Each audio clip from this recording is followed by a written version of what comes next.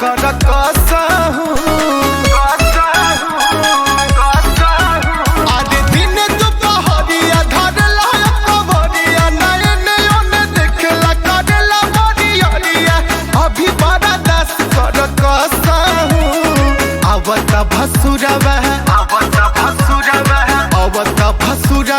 माथे पतन अचरवा ओढ़ा दए रजहू आवत भसुरवा माथे पतन अचरवा ओढ़ा दए रजहू।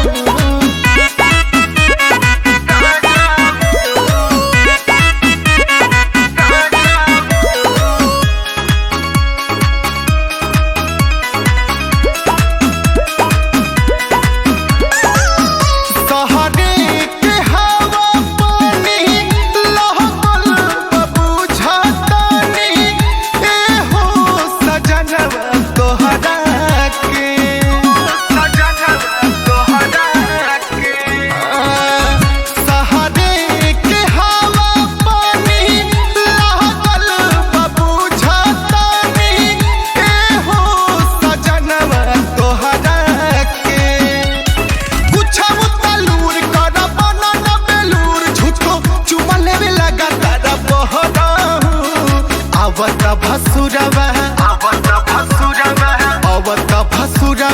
माथे पतन अचरवा ओढ़ा दए रजहू आवत भसुरवा माथे पतन अचरवा ओढ़ा दए रजहू।